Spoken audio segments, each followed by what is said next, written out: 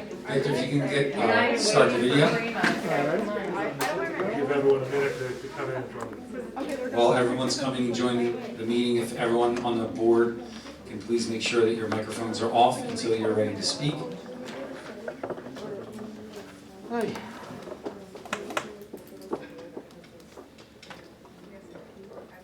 Are people coming in now, Victor? Yep. All right, thank you. This meeting of the Mahwah Board of Education is open to members of the public to be physically present. Members of the public that attend will be asked to follow the same procedures as all other visitors to our schools. Those procedures can be found on the agenda page of our website. Additionally, the board meeting will be live streamed for viewing purposes only.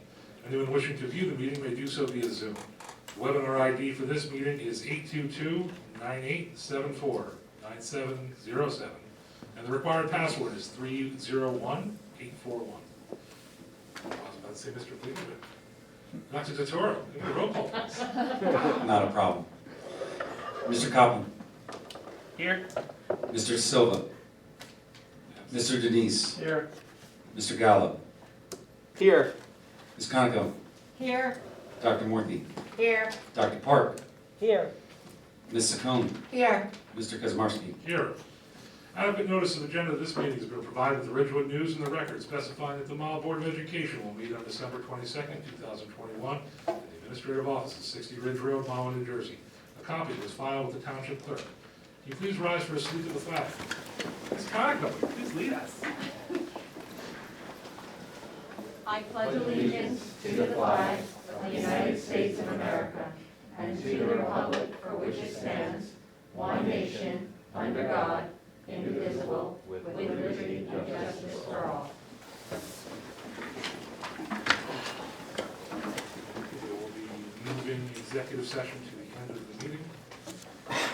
Agenda questions, please limit your questions at this time to resolutions of the new business on this agenda. As a matter of fairness, you are asked to limit your questions to no more than one, and your remarks to no longer than 3 minutes. If you are here representing a group, please identify yourself, the group, and your position in the group. If you are here as an individual, please give us your name and address.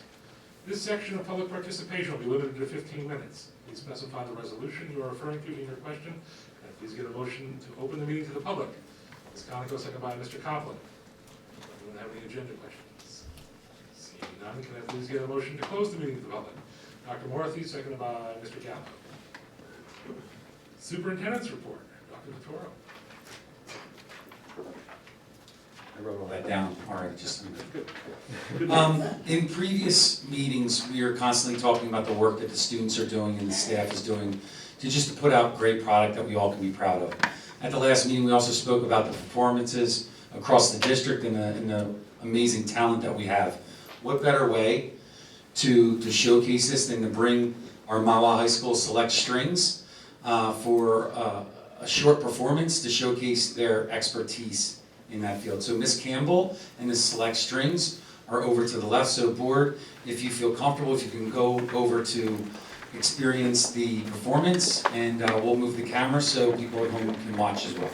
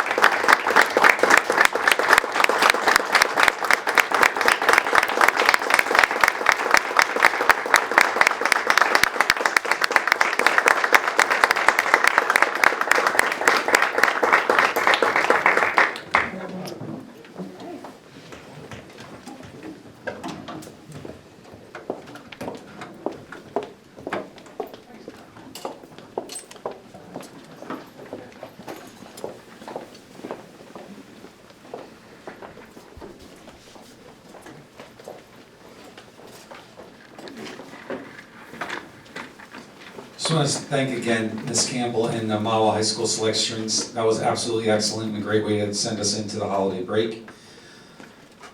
Along the lines of my report, I don't have much besides just continuing to have conversations about the great things that are happening around the district. There are a lot of special moments.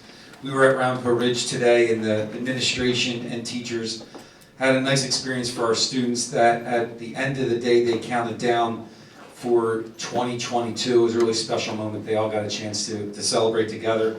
They handed out great sunglasses that had 2022 on it, and everyone was in the spirit. So it was really nice to have.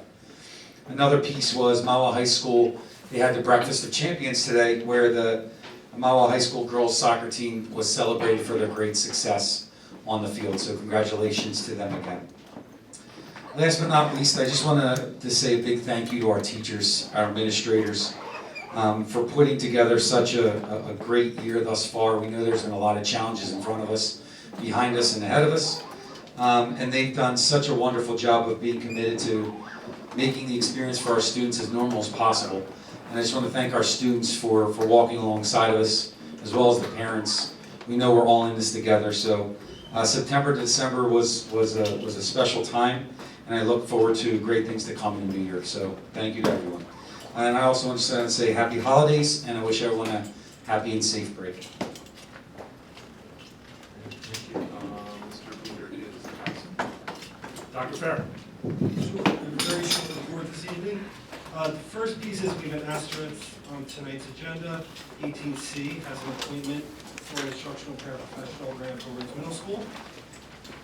The next piece, I know that we recently sent out an email to our community related to our COVID-19 communications, what everyone refers to or knows as our important information emails. So as we've shared, we've consolidated that communication into a weekly email. So that will be sent at the end of each week. And as we've already articulated, our online COVID dashboard will be updated in real time. And the last piece is, following NJDOH original guidance, we had updated our quarantine information to the public. Of course, right after we had sent that out, the New Jersey Department of Health sent out additional updates. So we are currently in the midst of reviewing what our updated guidance will look like based on the most recent guidance. We're meeting with our nursing team in the morning, and our goal is to get that out to the community by tomorrow afternoon. That's it. Great. Thank you very much. Thank you. All right, President's report. I just wish to just quickly say thank you everyone for a good year. Board President last January, for the full year. We've been through a lot, gone through a lot, done a lot. I'm a new superintendent. Spent many hours on that. We had a great board retreat. We've dealt with a lot of things as a board, but still continue to still meet with our respective committees and do the work of the board. I'm very proud of the work you've done. It's been great to be part of it. With that said, we do have someone who is with us for the last time. So I would be remiss if I didn't say a few words. I don't have anything formal prepared, but Leslie, it's just been an honor since I've arrived on the board to work with you. I've known you well before I got here, but to be able to work with you in several different committees, and then most recently this year on the executive committee, has been a great pleasure and honor. It's been great to watch you work. And again, I have a lot of respect for you as a person, but just in terms of, you know, your kids were done here and you just didn't leave. Which, and again, I always appreciate people who aren't just here for their kids. You're here for a love of the district. You're here for a love of the town. And the amount of hours that you continue to put, you know, even when it didn't directly impact you, it says a lot about you. But it's been a great pleasure to serve with you. So really missed. You know, we've been on probably 3 or 4 committees together, and you always bring great insight, great opinions, and people definitely know where you stand. So I just want to, personally, as the board president, as a friend, just thank you. You know, we I will miss you, we will miss you. I'm sure others will have something to say. We have some parting gifts from the administration and the board I'd like to give to you.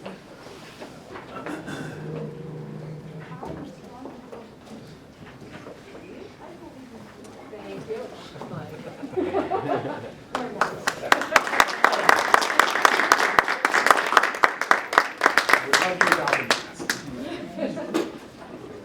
But I guess with that, if we want to go around the room and have that conversation now before board reports, while we're on the subject of Leslie, let's, anyone want to kick it off? Guess we'll start down. Go this way. Start with you. John, you want to go? We'll go this way. Sure. Okay. I'll progress. I always do. So let's look down. So Leslie, you've been on the executive committee for 3 years now? Yeah. So I think that says a lot about, how we feel about you and how much you're well respected. That, that's not an appointed position, that's a position that is agreed to by your peers. So the fact that you have been doing that for 3 years, it shows how much we appreciate and respect your leadership. Good luck going forward, and you will be missed. Thank you, John. Brad, if you could just speak into the microphone as well, because we're having trouble. Kind of like this? Yes, that just good? like that. Okay. Leslie, I just want to say thank you on behalf of the entire community. Until you sit in one of these chairs and be on this board, you don't realize how much time and effort we put into it. And you have tirelessly fought for the district. I also want to thank you personally. You've taught me more than you can ever imagine. From the time I met with you before I became a board member till the last policy meeting we sat together. I've learned a great deal, and I just want to say thank you and wish you nothing but the best.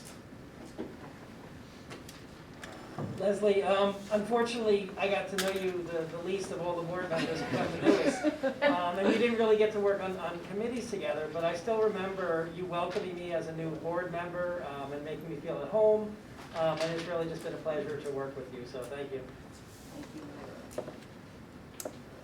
Leslie, we started at the same time in the same election cycle, and you have exemplified the board ideal, that is to serve our students and our administrators and the people who make things happen in our district without getting in their way, but gently reminding them of the importance of students. And you've always done that. All your decisions, every opinion I've ever heard from you has always been student-focused. I've had the privilege of serving with you on instruction and also in finance, and your counsel has always been very valuable to me, especially when I got frustrated. You were always very grounded, so you will be very much missed by me. Thank you. Leslie, it's been an honor serving with you, and I just want to say that I had a lot of fun commuting with you to the Board of Ed workshops down in Atlantic City. And when and if we resume... We can't talk about that, Linda. Yeah. When and if we resume attending those, I will definitely miss being with you. Thank you so much. Thank you. Leslie. So I feel like we've kind of grown up together in some ways, right, in this district. We have children who are the same ages. We both came from the Mahwah Schools Foundation and our work there together, and then translated into being board members together. And I think what I've always valued is your very fair assessment of things. I very, very few times see you get rattled. You're very calm, you have a very professional demeanor to you. You think through what you're going to say. You have opinions, and we may agree or disagree, but I value that you're very steadfast and determined in what you're doing, and your commitment not just to the school, but I've seen you work in other community groups. You're just a true giver and a true believer in pay it forward, and I really value and appreciate that. And I'm glad that our days have taken us into a personal friendship, and I know we will share many moments together. We will miss you very much on the board. I kind of agree with Linda, like that one conference we went to, and then somehow it ended, right? So, but we had a wonderful. So And, you know, again, collegial, you know, it's always nice to see your smiling face, and we will miss you at these meetings and committees, and your, you know, value and input in this district has been tremendous. So thank you, and I'll see you personally, but we will miss you. Thank you for that. Absolutely. Leslie, obviously we'll miss you. I remember when I first started here in 2011, I met you as one of the first parents in my first few months as a supervisor. You had a balanced way about yourself then, and it has transitioned really well in your capacity as a board member. Ben had mentioned the word insight, and when he said that, it's like that's really it. You've always had a balance of kindness while also providing intellect to the conversation. So we respect you a great deal, and we'll miss you here. So thank you. Thank you, Dennis. Leslie, on behalf of the district, we just want to say thank you. We know having a seat at this table and the involvement you have in the district is definitely time consuming and difficult at times. But what I can say to you is, through my experience, there are two things that I can say. Number one, you have left such a positive mark on our district through all the work that you've done. Whether it's through instructional, whether it's through finance and facilities, exec, there's so many other committees that you've worked on. What I can say is there are two things that you constantly bring to the table. It's the intelligence of the conversation, but also coupled with the heart of, are we doing right by kids? So anytime you have a board member who has those qualities, it moves the district in the right direction. And we can't thank you enough for not only your intelligence at the table, but the heart that you have for our kids. So thank you so much for your dedication, your commitment, and all that you've done for our district. Thank you. All right. Board committee reports. Dr. Moore.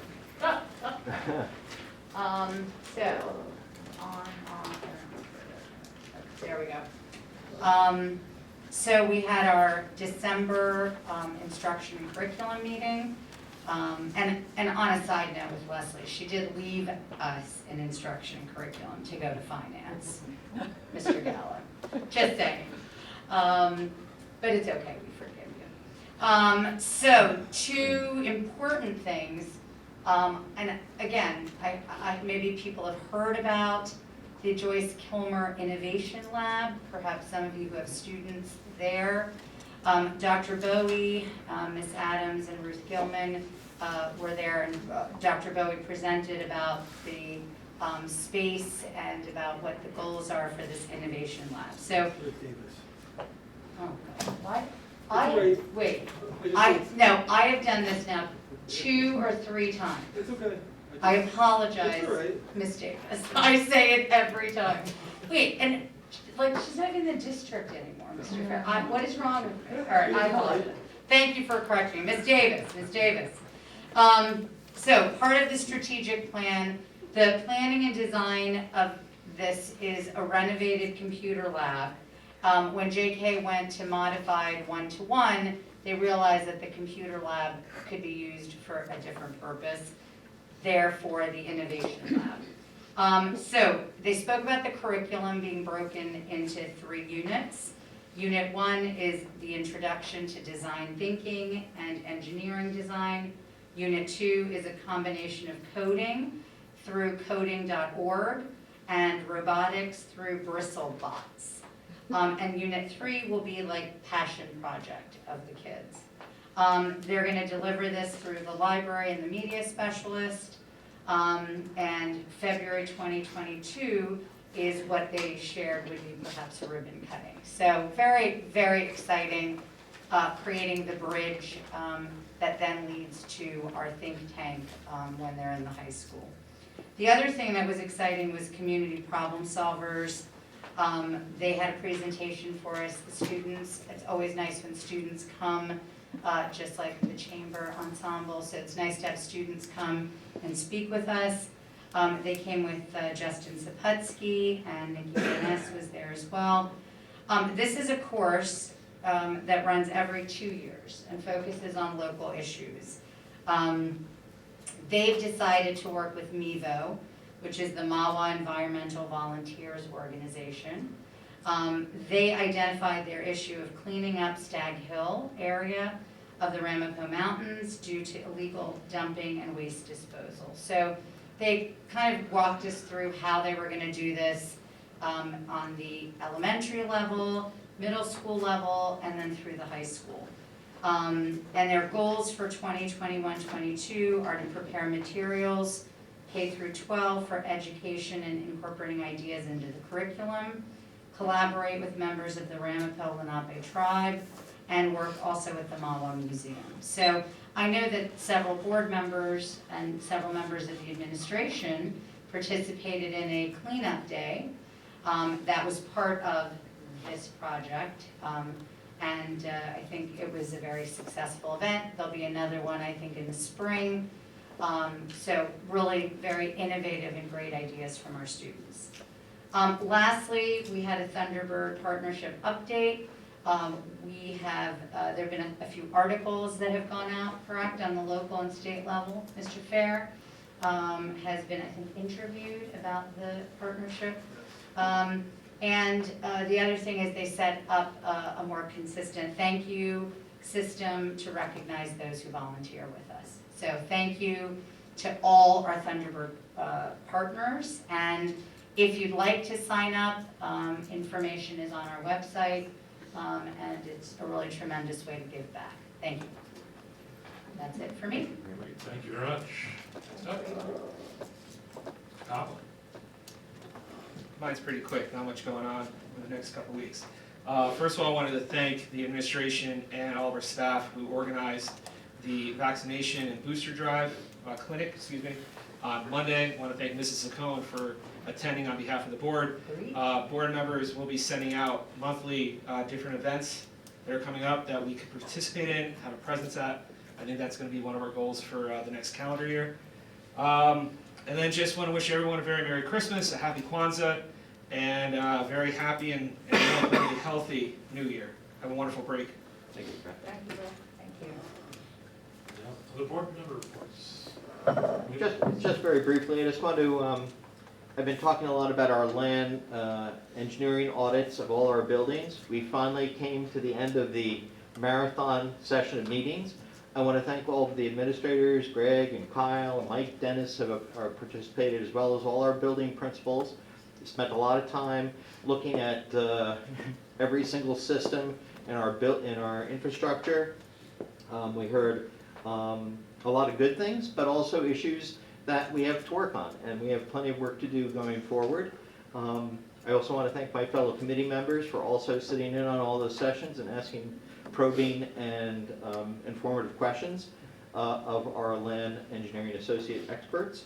And I guess we're moving into the next phase of the project, which is essentially to digest probably about 3 feet of reports into a programmatic and planned approach to dealing with some of our infrastructure challenges, as well as our opportunities to improve our infrastructure for our students. So I want to thank everybody for their input, and I look forward to the action plan that will come out of this. And again, I want to wish everyone a very happy Christmas and Happy New Year, and stay healthy, and we'll see each other again in January, except for Leslie. Thank you. All right, any other reports? Yes, I would just like to add that it was great to see so many people take advantage of the vaccination clinic. From 3 o'clock to 7:30, there was a steady stream of children, parents, and teachers who came in. And in fact, there were some people who didn't have appointments who were put on a waiting list. And at the end of the evening, Acme, the pharmacist from Acme announced that they would accommodate those people on Tuesday, Wednesday, and I believe tomorrow, from 10 to 6 without an appointment. And also, just to note, not every town is doing this. My son lives in Cranford, and his town hasn't offered to do this yet, so it's great to see that Mahwah has done this for our community. Thank you. Mike's already done. Anyone else? Okay, seeing none, let's move on. Old business, can I please get a motion to approve the minutes of December 8th, 2021 public work session and action meeting? Mr. Gallo, seconded by Ms. Conoco. Roll call, Dr. Toro. Mr. Copeland, Yes. Mr. De Silva, Mr. Denise, Yes? Mr. Gallo, Yes. Ms. Conoco, Yes. Dr. Morphy. Abstain? That's different. Dr. Park. Abstain. Oh, boy. Ms. Saccone, Yes. Mr. Kazmarsky. Yes. All right, number 17, new business. Can I please get a motion to approve resolutions A through M? Mr. Gallo, seconded by Mr. Denise. Roll call, Dr. Toro. Mr. Copeland, You ready for this one? Yes. I'm abstaining on check number 105178. we'll get that in the video. Mr. De Silva, Mr. Denise, Yes. Mr. Gallo, Yes, except I'm abstaining on check number 105080 and 17A. I could repeat that if necessary. that's okay, I got it. Ms. Conoco, Yes. Dr. Morphy. Yes, and I just wanted to highlight also the 17L, the Professional Development Academy. It's nice to see so many of our peer-to-peer instruction and what we've been talking about as part of our strategic plan. So thank you to all the participants in that. Thank you. Dr. Park, Yes. Ms. Saccone. Yes, and ditto to what Prima just said, speaking as a former teacher, teachers love learning from each other. They appreciate that more than having outside people coming in, so I think it's great. Mr. Kazmarsky. Yes. 18, new business. Personnel, can I get a motion to approve resolutions A through H? Mr. Copeland, seconded by Dr. Morphy. All right, roll call. Mr. Copeland, Yes. Mr. De Silva, Mr. Denise, Yes? Mr. Gallo, Yes. Ms. Conoco, Yes. Dr. Morphy, Yes. Dr. Park, Yes. Ms. Saccone, Yes. Mr. Kazmarsky. Yes. Number 19, public question or comment. Public participation at board meetings is in accordance with bylaw 0167. At this time, members of the public may ask questions or make a comment on educational issues or school matters of community interest. As a matter of fairness, you are asked to limit your questions to no more than one and your remarks to no longer than 3 minutes. If you are here representing a group, please identify yourself, the group, and your position in the group. If you are here as an individual, please give us your name and address. This section of public participation is limited to 15 minutes. Can I please get a motion to open the meeting to the public? Ms. Saccone, seconded by Ms. Conoco. Meeting is now open to the public. Councilman first. Good evening, Robert Ferguson, 23 Acker Terrace. Just really quickly, a couple of weeks ago, I have 3 daughters who attend GW, JK, and Rainbow Ridge. A couple of weeks ago, they had a close exposure to COVID and had to miss school for about 10 days for the rules. I just want to say really quickly, I can't thank the schools enough. The job they did was fantastic. My kids didn't miss a beat.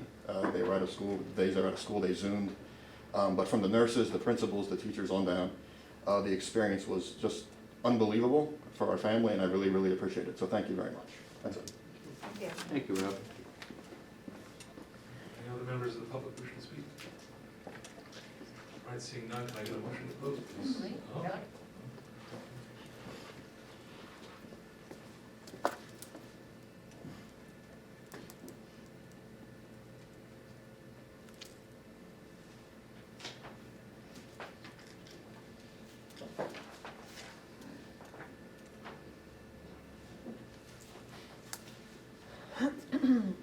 Good evening, Danielle Ryan, 22 Riverview Terrace, Mahwah. I don't know if you guys have heard yet, but the CDC is suggesting that students can now test to stay in school, basically. They have to get tested twice within a 1-week period. The CDC's already said that that's okay. New Jersey's supposedly thinking about letting that be. Murphy's talked about it. If you weren't aware of it, I just want to bring it up now because they are thinking about implementing it in January. So it's something to get the ball moving and start thinking about rather than start making those decisions further down the road. As everybody knows, not being in school, even if people, not for everybody, it's not easy staying home for these kids, especially when you're healthy. You're close contact and you don't have COVID and you don't get symptoms. So just something I wanted to bring up. And I think that's it for now. Thank you. Thanks. All right, thanks.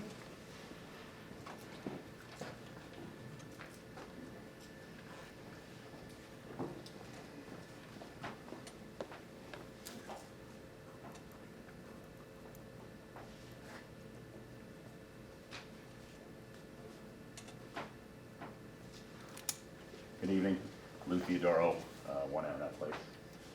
Firstly, I think it's fantastic what these kids did here today with the strings. I think you guys might want to do that more. My daughter had a concert at Grandpa Ridge a couple weeks ago with Ms. Campbell, Ms. Boyle, and chorus. The band teacher escapes my mind, but they were all fantastic. And I think it's great that these kids are getting as much normalcy as possible, so good for that. I wanted to share what happened today at our house. We got Dr. Toro's email. I thought it was fantastic, very positive, which, given the news lately, it's good to have some positivity. And was really feeling upbeat about things. And then about 20 minutes later, my daughter came downstairs. She was on a FaceTime with her friends and said that they got an email from Mr. Corey that they were concerned that they had to bring their stuff home and that just in case there's going to be remote learning, and she was kind of freaking out. She said her friends were freaking out. So I read the email.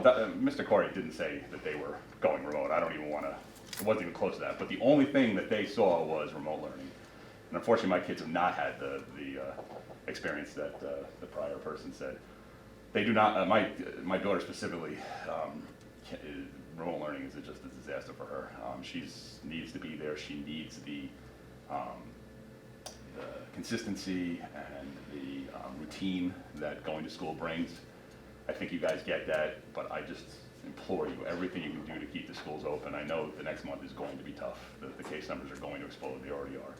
Thankfully, it seems to be a much milder virus, and I just want you to keep that in mind and just do everything you can to keep the schools open. I thank you all.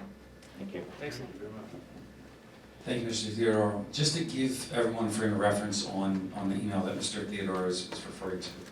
I sent an email out to the principals today to alert the staff and the students prior to break to bring home the supplies that they need, not because we have a plan to close. And I'm going to say that again, we do not have a plan to close. But understanding that we're going to be out for an extended period of time, I don't know what the state is going to do. It is not to invoke fear. It is not to say anything that we're going to do. It's merely to understand the scope of if by chance that does happen, and we're directed to have all the kids come back into school and coordinate that is going to be a significant challenge. That's the reason why they sent the email to the high school, because of the computers, the middle school because of the computers, and also to the staff. So they were prepared and there wasn't interruption if by chance that is directed by an outside agency. Thank you. Thank you for that.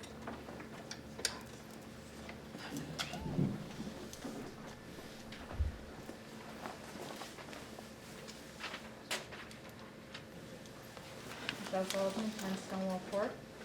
I was wondering if we've managed to get any metrics as to how many positive cases have resulted from close contact quarantine?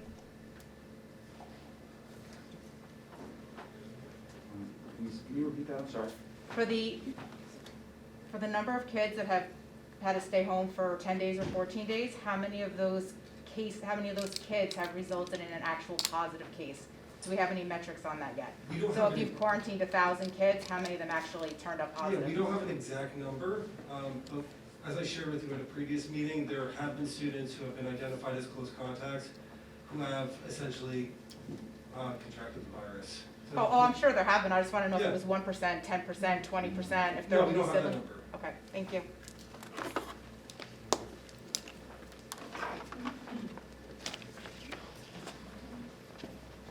Danielle Ryan again. Is there a reason why we don't have that number? That seems very significant. That I know in a past meeting you've mentioned it was more cases than last year. From what I understood last year, there was only one case that close contact that actually got it.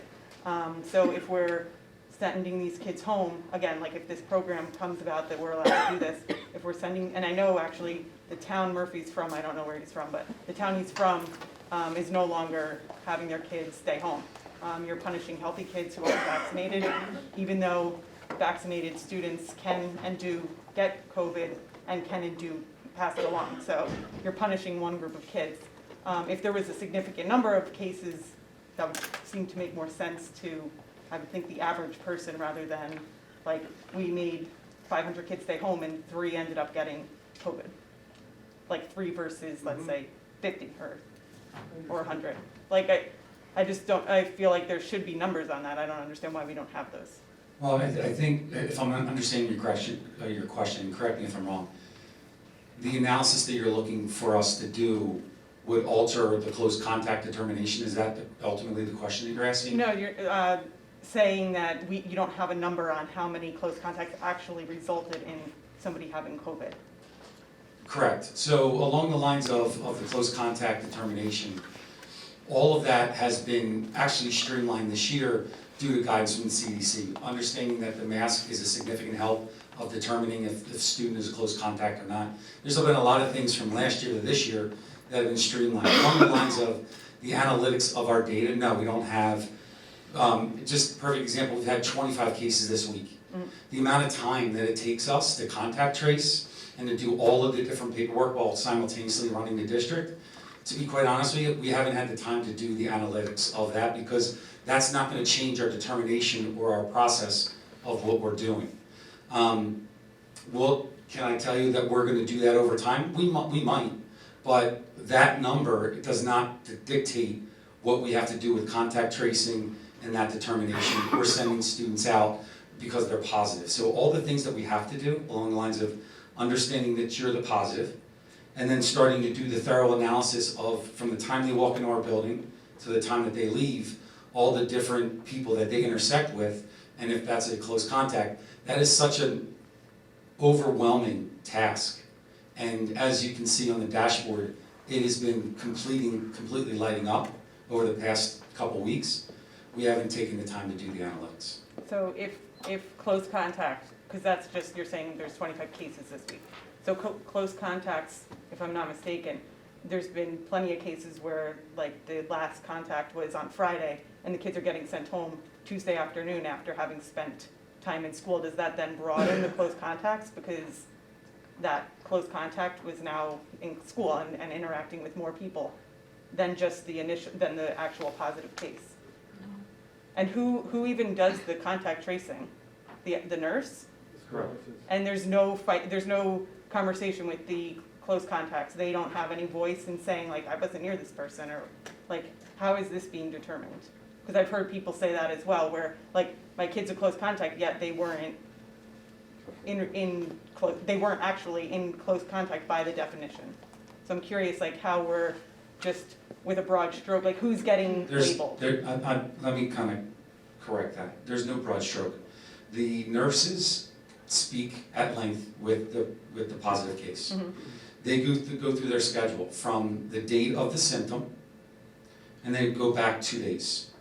They go through all of those different experiences, and then make the determination. Along the lines of the arguments of the close contact, I have to tell you the nurses have done such an amazing job with the close contact determination that there haven't been arguments like that to the extent of it will raise a red flag. There are people that are frustrated, and I totally get and understand that. But along the lines of people saying, no, they were not close contacts, in all of the cases that we've had, we haven't had a large number of those. We've had people say that it's creating a hardship, and I totally understand it. We have had conversations about it's not the same being out of school than it is in school, and I completely agree with that too.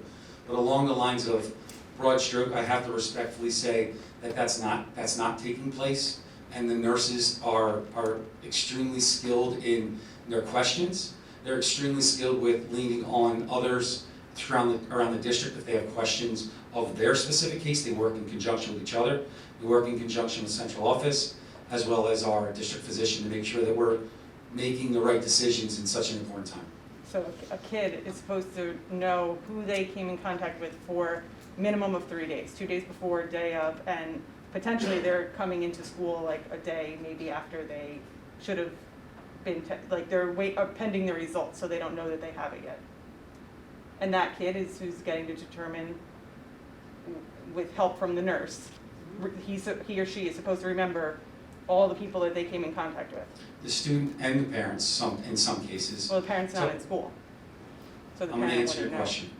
The students and the parents, in most cases, along the lines of experiences outside of school, because sometimes they have experiences at parties or things like that. At that point, conversations happen with the nurse. The nurse takes all the information in and then makes that determination. Okay. Thanks.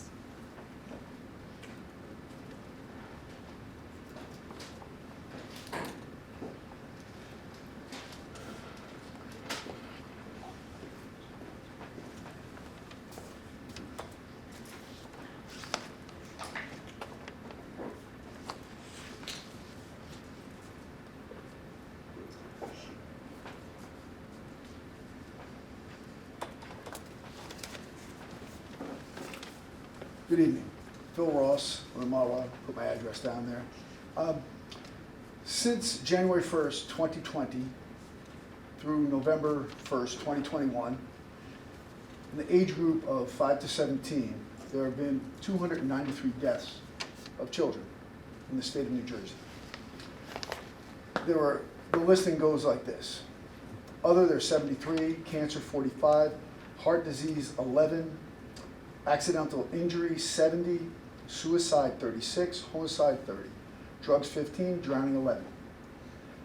COVID-19 contributed to 2 of those deaths.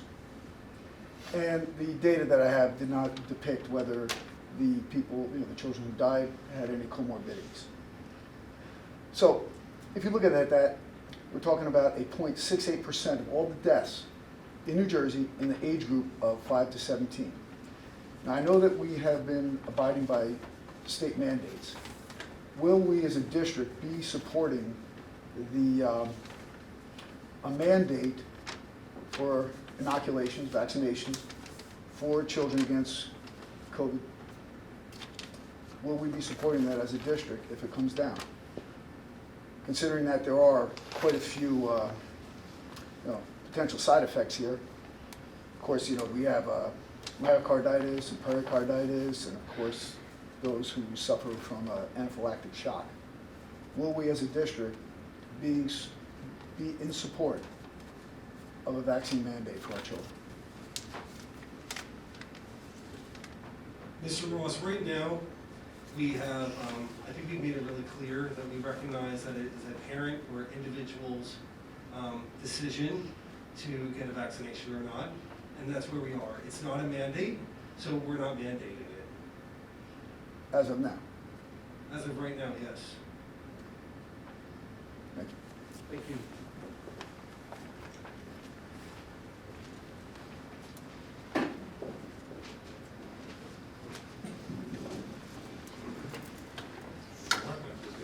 Close the meeting to the public. Mr. Cobb, second by Dr. Murphy. At this time, we're going to recess to executive closed session for matters of personnel matters, confidential student matters, and a legal update. Please, there'll be no action taken, correct? So thank you very much for your attendance. Happy holidays and Happy New Year. And with that, can I please get a motion to go into executive closed session? Mr. Cohn, second by Ms. Cock. All right, almost forgot your name. What do you need, the check number? I know.